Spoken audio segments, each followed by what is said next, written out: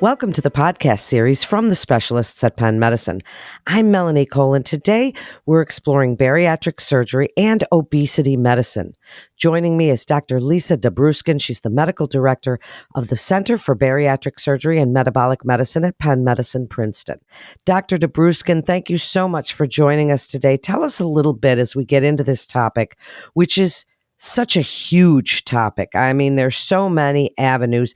I'd like you to tell us about the Princeton Bariatrics program, the services and options that patients might expect from the program, and really tell us a little bit about what you're doing there. Sure. Well, first of all, thank you very much for having me, Melanie. It's a pleasure to be here. The goal of our program is to provide multidisciplinary care for patients who are struggling with the disease of obesity. We know that there are many causes, that it's a very complex disease that involves many organ systems and affects people for their whole lives. And so we try to address as many of those aspects of the disease as possible, and to provide lifelong treatment for patients. So, for example, we know that there's a very strong genetic basis to obesity, which leads to a whole host of pathophysiological processes. There's an imbalance in various neurotransmitters and hormones, and it affects various cascades of metabolism. And so what we offer at our program is certainly state-of-the-art robotic bariatric surgery, including sleeve gastrectomy and Roux-en-Y gastric bypass.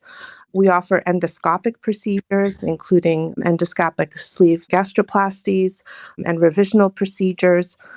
We offer metabolic medicine, where we use a lot of the newer obesity medications. And then we also offer nutritional counseling and behavioral health services, because we know that a lot of patients who struggle with obesity also struggle with mood disorders. They need to work on emotional and stress eating. And so we tackle all of those things. And we offer all of these services for the duration of the patient's life, because we know that these patients need lifetime follow-up to treat this chronic disease. And the disease involves periods of remission where patients are able to maintain a healthy weight, and then they relapse. And so we need to offer them another modality of treatment. So in terms of lifetime follow-up, we have a bariatric coordinator, nurse navigator, who works with a lot of our patients. We have a lot of programs for our patients to help them maintain their weight and to try to get them back when they're struggling. Well, thank you for that. As a fellowship-trained bariatric surgeon and certified in obesity medicine, tell us in what ways those assets better prepare you to care for your patients in a field that's changing dramatically all the time. Certainly, one of the things that I've learned from my training and from working with patients who struggle with this disease is that obesity is so much more than just calories in and calories out, because we know that there's such an imbalance and dysregulation of so many metabolic pathways and pathways that control eating and hunger. It's not just a matter of telling a patient that they have to eat less. We have to help them by treating some of these abnormalities. And so that's really a lot of what I've learned in my experience, both in my training and in my subsequent practice, is understanding that obesity is a chronic, complex disease. And it's also, there's a spectrum of disease, just like any chronic disease. There are patients who have a milder form of disease, and maybe for those patients, eating a healthy diet and exercising regularly is enough to help them maintain a healthy weight. There are some patients who have maybe a more moderate form of the disease where they may need medication or surgery. And then there are patients who have really more severe disease where they require more than one modality of treatment, including surgery and medication and, of course, lifestyle modification. And so I think because I have the bariatric surgery training and the obesity medicine training, I'm able to offer all of those modalities to patients. And we really focus on that in our program, so that depending on the stage of the disease process for that particular patient, we're able to tailor the treatment to their needs. Doctor, you have so many tools in your toolbox these days. And speaking of tools, the GLP-1s have broken onto the market and really upended the landscape in many ways. How have these medications changed the landscape as you see it of bariatric surgery and weight loss in general? Well, I think certainly nobody will argue about the fact that these medications have really transformed the treatment of obesity. These medications are really the first class of medications that are truly effective in helping patients lose weight, and they're also relatively well tolerated. However, what I think is important to keep in mind is that, as with many other diseases, it's not a one size fits all treatment. And so there are some patients, again, that are going to take this medication and it's going to be sufficient to treat their disease. But there are a lot of other patients who are going to need bariatric surgery as well, or maybe just bariatric surgery. In my experience, what I found is that for patients who have a higher body mass index, so certainly patients with a body mass index of 40 or greater, for these patients, the medication alone is not an adequate treatment. It's just not enough to help them get to a healthy weight. But what I have found is that these medications are an excellent adjunct to bariatric surgery. So for patients who have a little bit of weight regain or who don't lose as much weight as they should lose after surgery, these medications really work very, very well as an adjunct.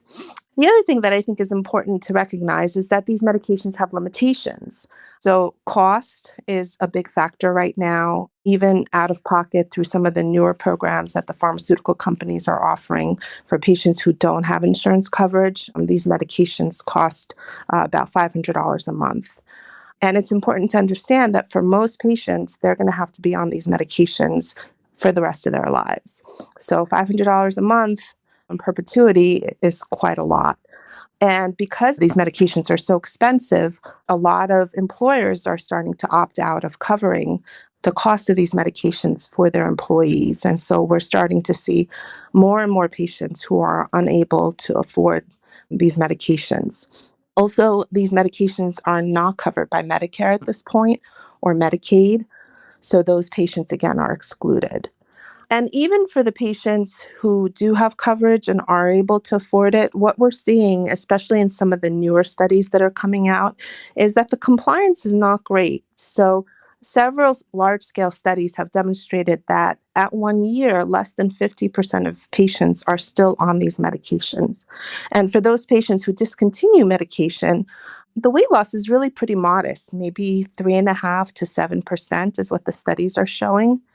And even in those patients who do continue these medications for up to a year, what we're seeing in real world studies is that the weight loss results are not as good as the initial studies.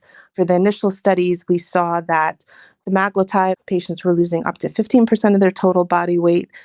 And with tirzepatide, patients were losing up to 20%. In the newer real world studies, it's more like maybe about 13% for semaglutide and about 18% for tirzepatide. So for somebody who has a significant amount of weight to lose, 100 plus pounds, these medications alone are not an adequate treatment. So interesting. What is going on in your field is really fascinating. We know that many people are seeking help for weight loss outside of normal medical practice. What counsel do you have for primary care providers who are seeing patients using these online sources for weight loss? The basic answer is that patients are not getting the treatment that they feel they need. And that's why they're being forced to go online and to use some of these other resources. And like you said, I think the main reason is that they're unable to afford the prescription medication. And so I do see a lot of patients who are turning to some of these online programs using the compounded GLP-1 medications because they're desperate to lose weight, which is very unfortunate.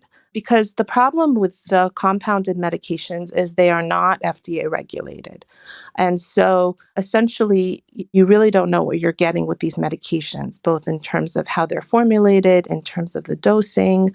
Certainly, there have been patients who have had serious adverse effects from these medications. And so I'm always very adamant with patients about the fact that using the compounded medications is not safe.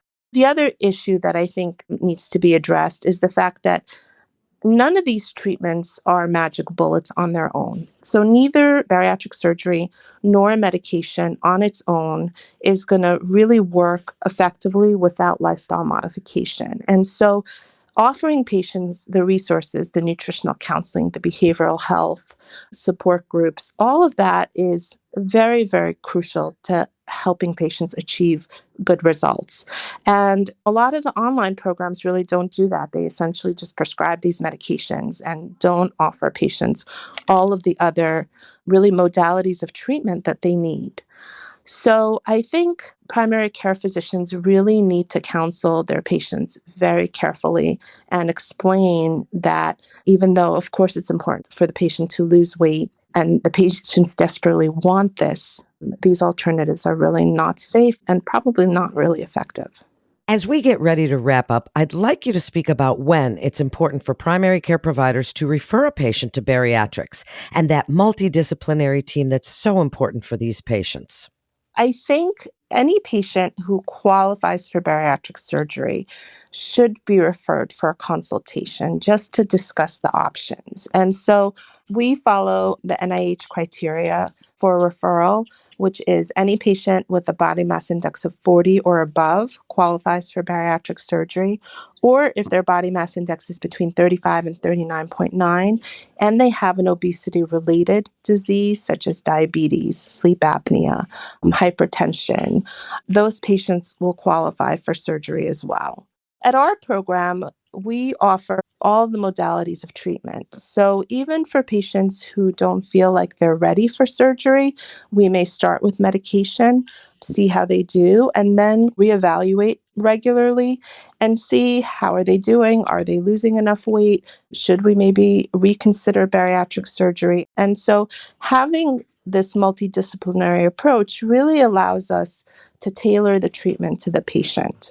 And so even for patients who don't qualify for bariatric surgery, who struggle with obesity or are overweight, we do have also weight management doctors, obesity management physicians who prescribe medication. And so those patients certainly can be referred as well. And again, they will also benefit from the same multidisciplinary approach that we follow for the bariatric surgery patients.